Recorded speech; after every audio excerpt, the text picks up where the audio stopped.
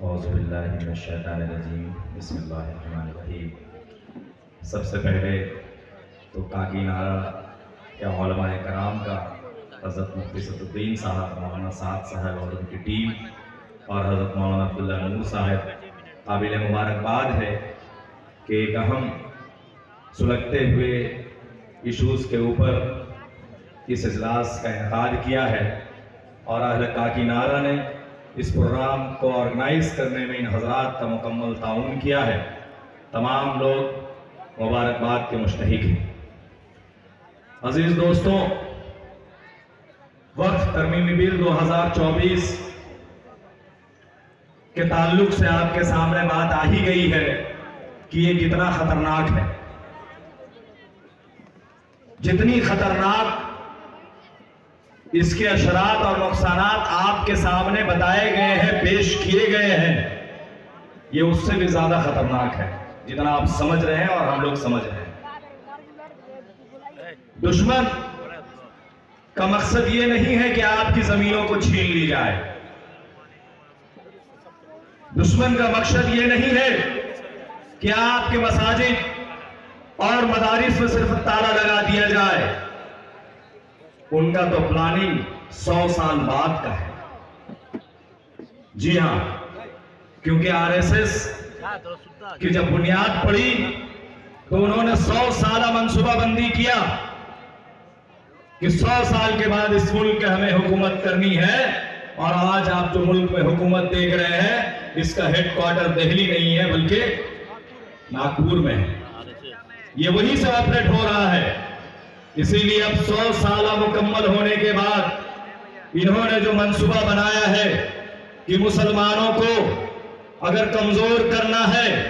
تو انہیں مارنے سے کمزور نہیں ہوگا، اگر مسلمانوں کو تباہ و برباد کرنا ہے تو صرف لنچنگ کرنے سے انہیں تباہ و برباد نہیں کیا جا سکتا، اگر مسلمانوں کو اذیت اور نقصان پہنچانی ہے تو ایک مسجد کو شہید کرنے سے اسے نقصان اور پریشانی نہیں ہوگی، اگر اسے پریشان کرنا ہے، اگر اسے ختم کرنا ہے، اگر اسے نسل نابود کرنا ہے تو ان کے آنے والی نسلوں کو تباہ کرنا ہوگا۔ جی ہاں، اور وہ آنے والی نسلوں کو کیوں تباہ کرنا چاہتے ہیں؟ وہ جانتے ہیں کہ اس کے پاس جو دنیا کی سب سے بڑی دولت ہے،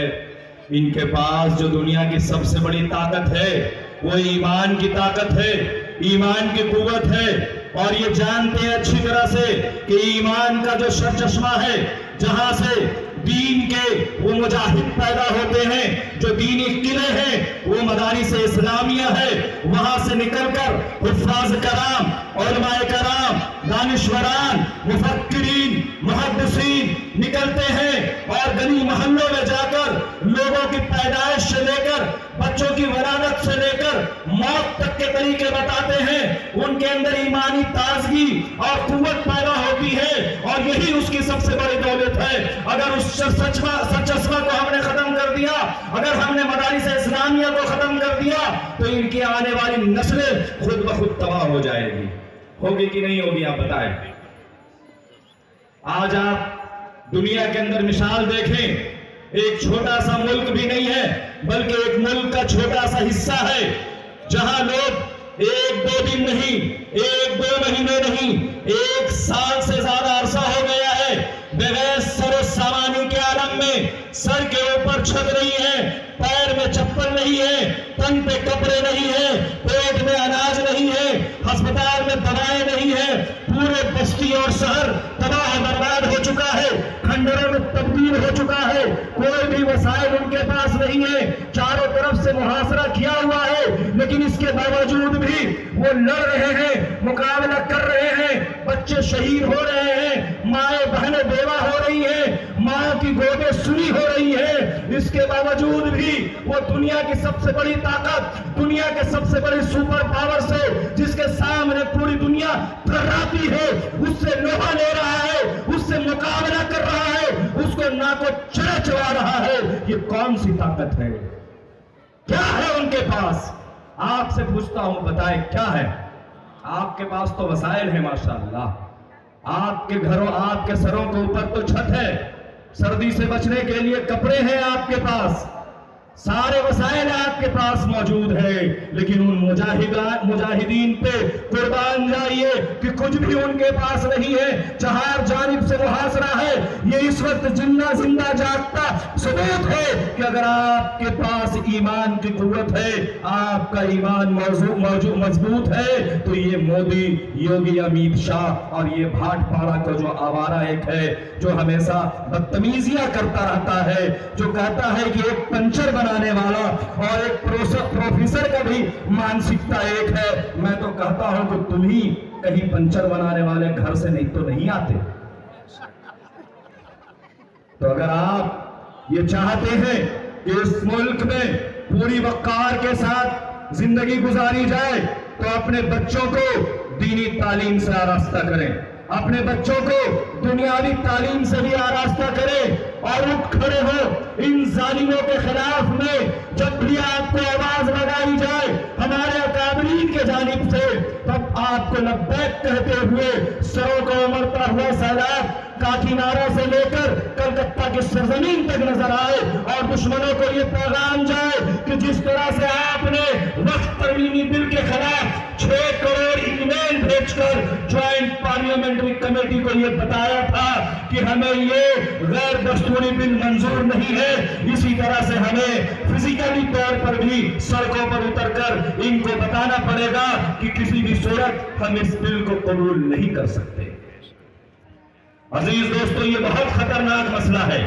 NRC کا وقت تھا، آپ سڑکوں پر اتر رہے تھے کیونکہ آپ کو پتا تھا کہ آپ شہر بدر ہو جائیں گے، آپ کو پتا تھا کہ آپ کی بیوی ڈیٹینشن کیمپ میں چلی جائے گی، آپ کو پتا تھا کہ آپ کی بچے کی اور آپ کی شہریت خطرے میں پڑ جائے گی، آپ کو معلوم تھا کہ آپ کے بینک اکاؤنٹ فریز کر دیے جائیں گے، آپ کو یہ معلوم تھا کہ آپ کے جو شہری مراعات ہے وہ حکومت ختم کر دے گا، تو آپ دوڑے پھر رہے تھے۔ جب بھی بلایا جا رہا تھا، ہزاروں کی تعداد میں آپ نکل کر سڑکوں پر اتر رہے تھے، لیکن وقت ترمیمی بل کے خلاف میں آج جتنی تعداد میں اترنے کی ضرورت تھی، لوگ کلکتہ کے سڑکوں پر نظر نہیں آ رہے ہیں، کیونکہ انہیں معلوم ہے اس بات کا کہ ہماری شہریت نہیں جانے والی ہے۔ مدرسے اور مسجد کا معاملہ ہے، یہ چند مولوی حضرات ہے یہی سمجھے، نہیں میرے دوستو، یہ صرف مسجد اور مدرسہ کا معاملہ نہیں ہے، یہ آپ کے آنے والی نسلوں کا معاملہ ہے۔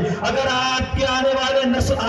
نسلیں ایمان سے دور ہو گئی تو یہ قبرستان جو دیکھ رہے ہیں، یہ قبرستان پہ تالا لگا دیا جائے گا، اور آپ کے بچے اس بات پہ آمادہ ہو جائیں گے کہ آپ کو دفن کرنے کے بجائے جلا دیں۔ کیا آپ چاہیں گے ایسا؟ میں سوال پوچھ رہا ہوں آپ سے، آپ چاہیں گے کہ آپ جلائے جائیں؟ نہ جس وقار کے ساتھ آپ کو سپرد خاک کیا جاتا ہے، یہی آپ کے ساتھ جو اسلام نے طریقہ بتایا اسی میں قائم رہا جائے۔ اسی پہ قائم رہنا چاہتے ہیں تو آپ کو اس بل کی مخالفت کرنی ہوگی اور پرزور طریقے سے کرنی ہوگی۔ جب بھی آل انڈیا مسلم پرسنل بورڈ آپ کو آواز دے کہ جیل بھرو آندولن چلنا ہے، کرنا ہے، تو کیا آپ تیار ہیں؟ زور سے بولے، تیار ہیں؟ اگر دہلی جانے کے لیے آواز لگائی جائے کہ ہم پارلیمنٹ کا گھیراؤ کریں گے، تو کیا لاکھوں کی تعداد میں ہم نکل کر دہلی جانے کو تیار ہیں؟ اگر آپ کو آواز لگائی جائے کہ آپ اپنے دکانوں کو بند کر دیں، اپنے مال کی قربانی دیں، کیا آپ تیار ہیں؟ لیکن ابھی آپ سے یہ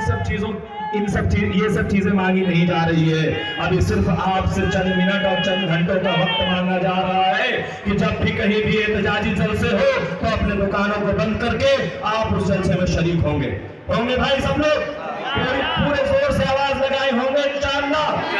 وقت ترمیمی بل ہمیں منظور نہیں ہے، یہ غیر دستوری بل ہمیں منظور نہیں ہے۔ ہم حکومت کو یہ پیغام دیں گے کہ بھارت دیش کے اندر جس طرح سے ہمارے اکابرین اور بزرگان دین نے اس ملک کو بچانے کے لیے انگریزوں کو کھدیڑا تھا، ہم اس ملک کے گنگا جمنا تہذیب اور دستور ہند کو بچانے کے لیے ان RSS کے دلالوں کو بھی ہم کھدیڑیں گے انشاءاللہ، کھدیڑیں گے انشاءاللہ۔ وآخر دعوانا الحمدللہ رب العالمین۔ اب آئیے